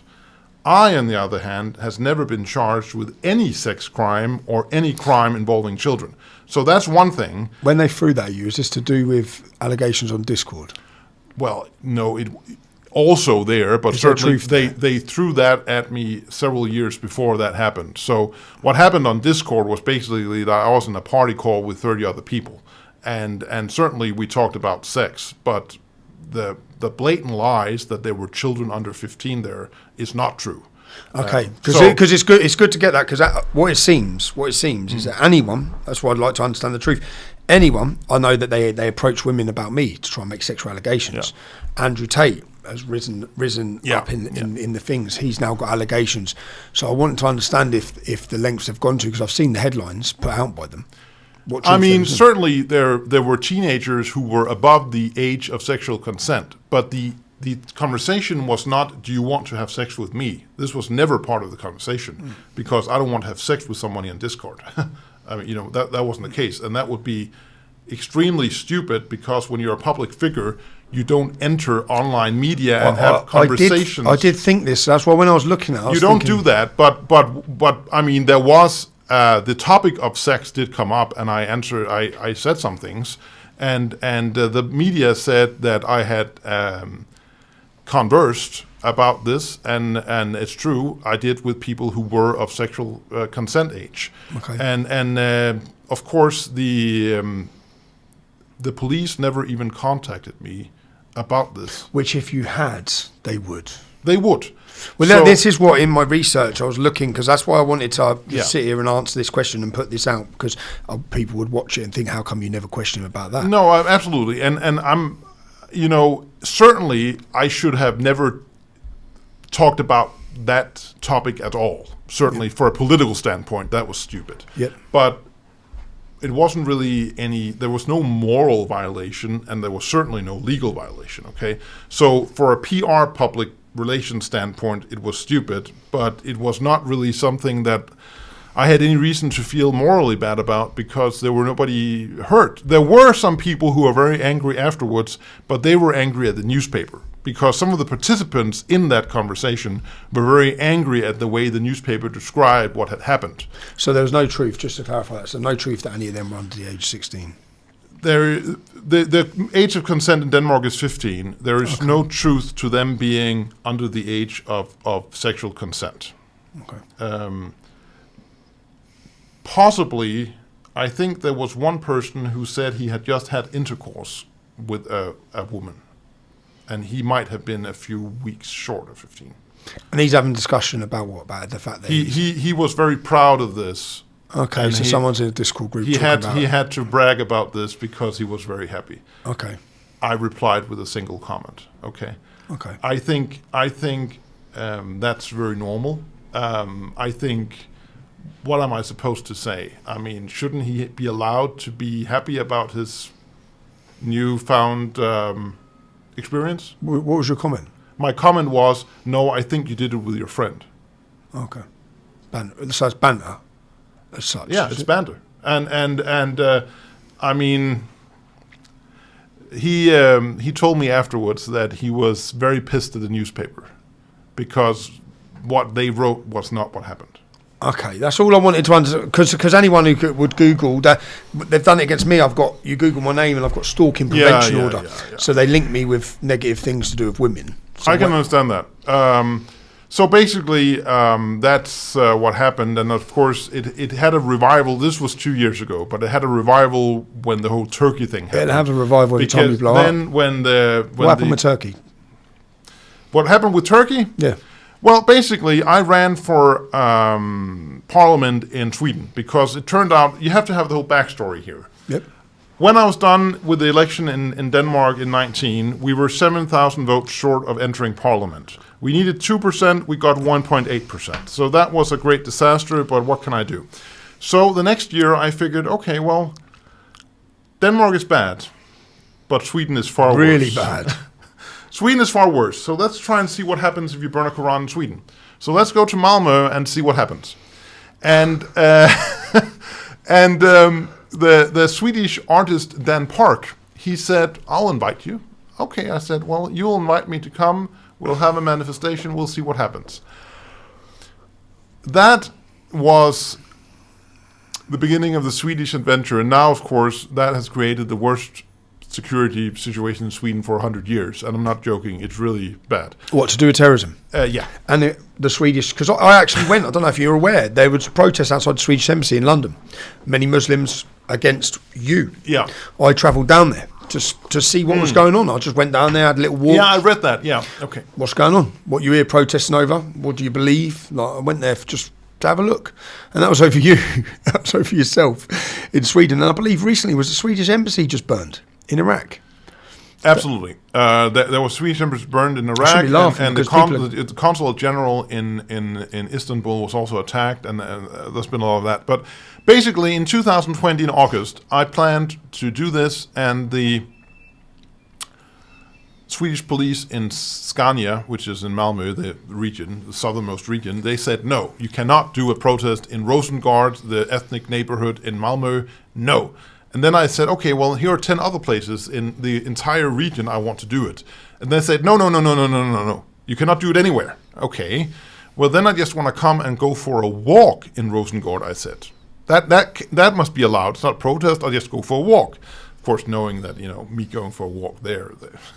Okay, well, so what happened was I went with the security police, the bodyguards, to the border, and I was supposed to be handed over to the Swedish bodyguards. Swedish police. Instead, they handed me a decision saying you're now banned from Sweden for 2 years because you're a threat to the national security. And when my chief of staff went, I was brought back to Denmark by the Danish police. My chief of staff was still by the border, and he went to find the police officer and asked, can we go on now? Because he wasn't banned, so he could drive into Sweden. And then he saw 5 Arabs in police uniforms high-fiving each other and laughing behind the shed. 5 Muslims, and there's a video of this. There's no video of this, unfortunately. Okay.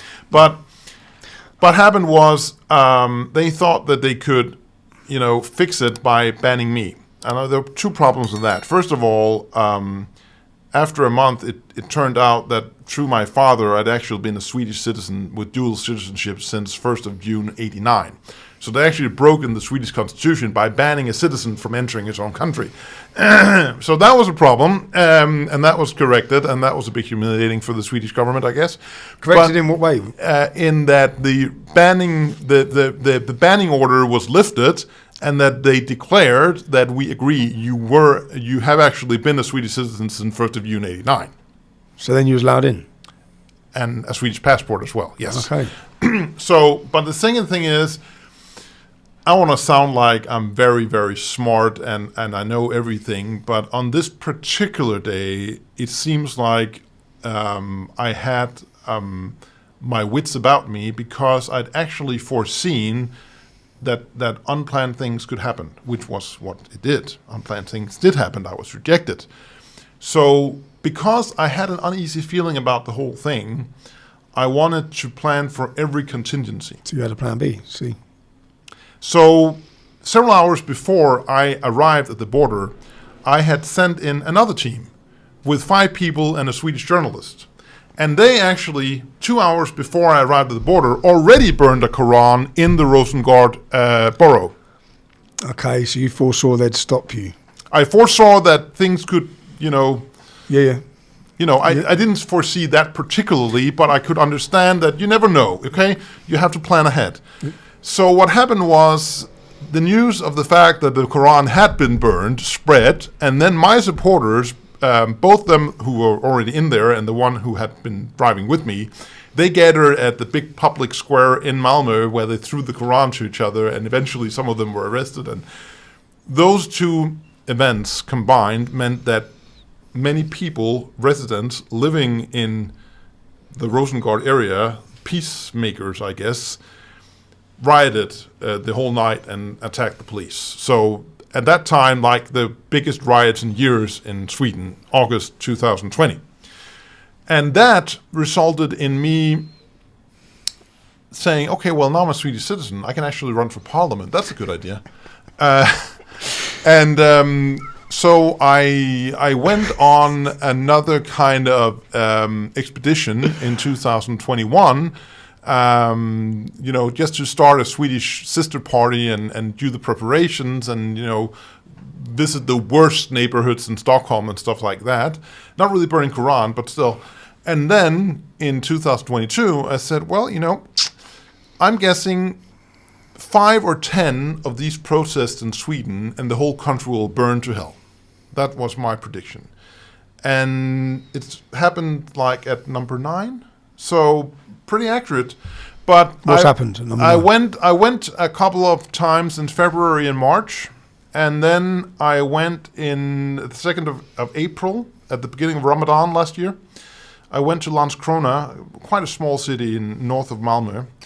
And they didn't know me. But when I started doing stuff with the Quran, it took 20 minutes and everything went crazy. And I figured, okay, now they know. Because that event cannot be silenced. It will spread, even though the media will not report it, it will spread among certain people, okay? And 2 weeks later, Easter, also height of Ramadan. I planned for Easter Thursday, Long Friday, Good Friday, and the entire Easter to do stuff in Sweden. And what happened was I arrived the first city, and it was pretty, dull. The local pastor of the Swedish church, he tried to sabotage my protest by ringing the bells, and they were very proud that there were no riots. I'm like, okay, well, you want a medal? You use vast resources because I come for 1.5 hours, and you want a medal because there are no riots? And I'm like, okay, well, no worries. My point will come across eventually. So I'm like, okay, we'll move on to the next city. Now, that didn't happen, because when I arrived at the next city, we were with the police in the nearby, and we were waiting for us to have the go to go there, to the ethnic borough. And then the police officer comes and he says, we have to drive to another location. And I know police language, so I said, what you mean is we have to drive further away, right?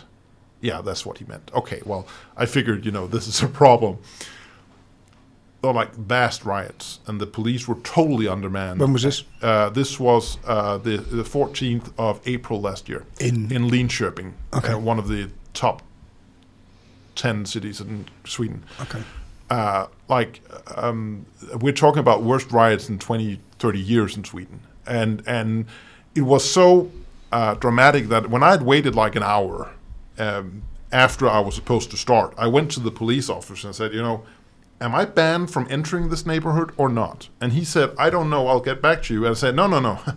If you don't know, then I'm not banned. So then I can enter, because the only reason I should not enter is if you're telling me that I'm restricted from entering. So now I'm getting my helmet, now I'm getting my vest, and I'm going to the neighborhood. And that's the way this is the neighborhood that's on fire.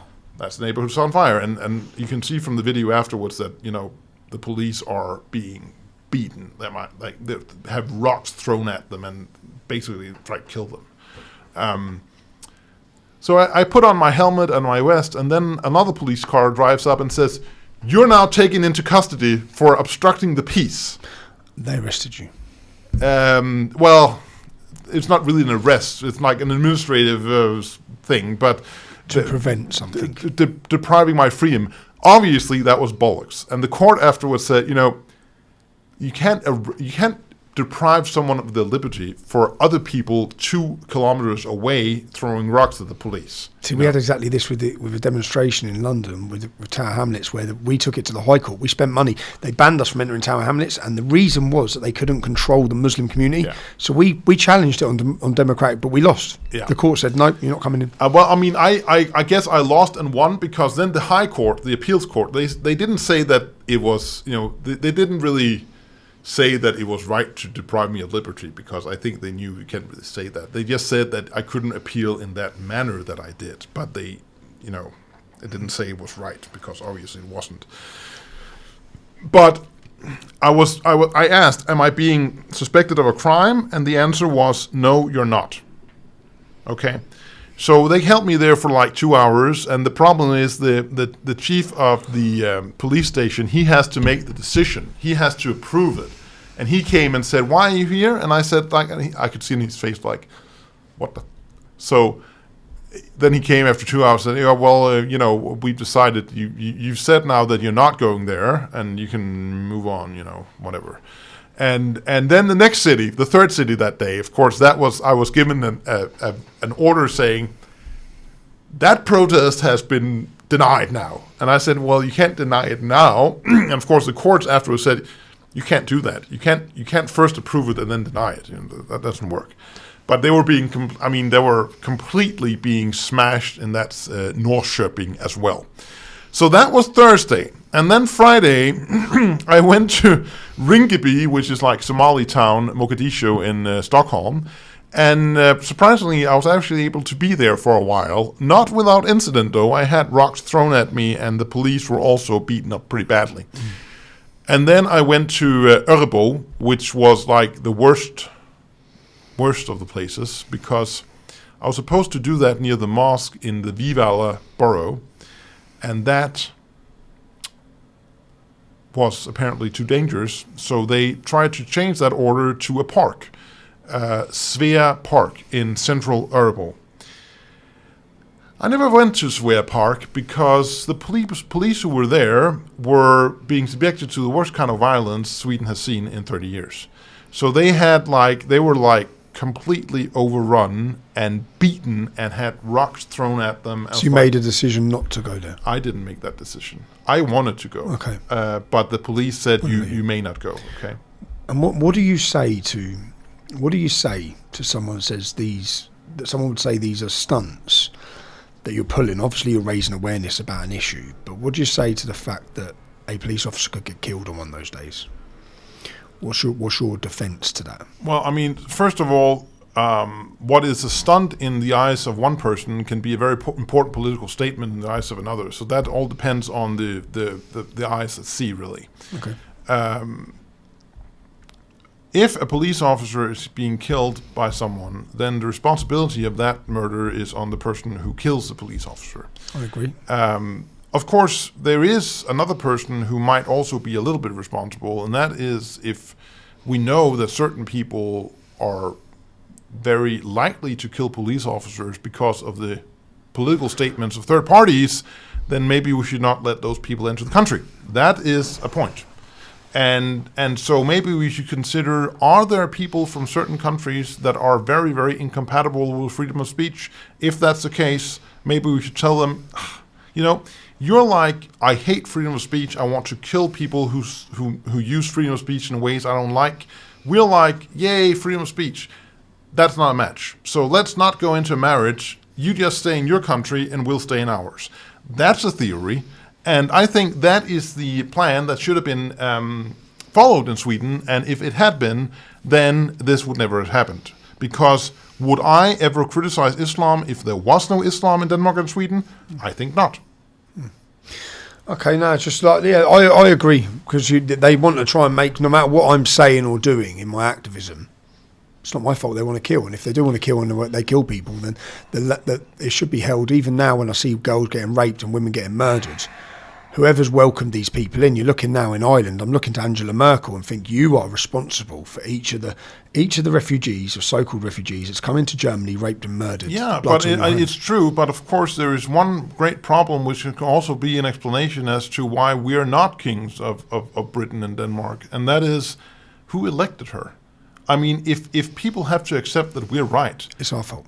It's the people who. it's the people's fault. Yeah. And that's like the V for Vendetta movie when V is speaking to all the people of Britain, and he says, "And who's responsible? Who made this happen?" Well, certainly there are some that are more responsible than others, and they will have their consequences. But if you're really looking for the people responsible, you need only look into a mirror. And that's the problem, because one thing is to convince people of something new, but to convince them that they're to blame. It's their fault. Wow. Okay, that's difficult. And not only you have to convince them that things are shit and that their children will be raped and killed and so forth, but also that they're to blame. Because they should have done something. Yeah, that's difficult. Okay, difficult is maybe a small word. It's near to impossible, but. What can you do? You have to tell it like you see it. And what I see is that we have a huge amount of people from elsewhere in Denmark and Sweden who have shown really clearly that they do not subscribe to our values, and that they're willing to use force to fight the values that we have and hold dear. And then we have to have a divorce. And when you have a divorce, one spouse generally is allowed to stay in the common apartment, and one has to move out. And my opinion is that the people who stayed here the longest are the ones who should stay in the apartment. And that would be the Danish and Swedish people, and the other people, the one that we're divorcing, they should move. I'll just finish this, Rasmus. It's been interesting, but I'll finish this on asking you, really, yourself. You're sacrificing yourself for a belief you must feel very passionately about. I want to ask you where you see yourself. Where you see yourself in 2 years, 5 years. Well, what will the future lie for you, and what will the future lie for Europe and Denmark? Are you disillusioned so much? Are you at that point where are you disillusioned with the public, with the Danes, with the Europeans, as to whether we'll fight for this? Will we fight for freedom? Will they fight for their countries? Will they fight for their children and their women? I'm very, very disillusioned. And of course, the worst thing that could happen is you pose a great question, so I have to limit my answer because that could be answered in hours. But the greatest threat would be the organic change, which is the slow change. And that would be like the change with the blasphemy law, where you cut away chip. Okay, that's freedom's gone. 10-year stand. That's the worst. A better solution would be ride out violent clash. Bring it to a head.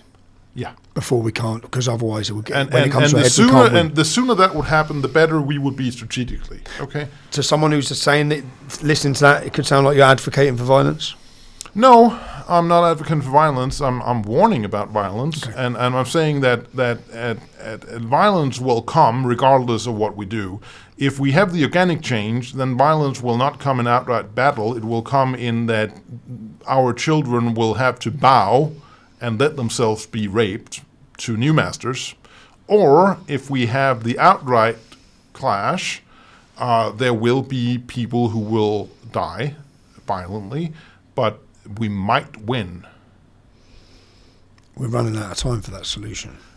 Absolutely, and so far what we saw the last year, demographical numbers show. Yeah. I mean, democracy is destiny, as the saying goes, and that's why the Libyan dictator Gaddafi said, "We need not conquer Europe with our tanks. We can in the bedroom, right? We won't even need to raise the sword," he said. Yeah. So and that was absolutely true. He was very honest, it seems. And right now in Sweden, what has been proven last year is what was blatantly obvious, namely that the Swedish government does not have power, because if it had, it would not bow down.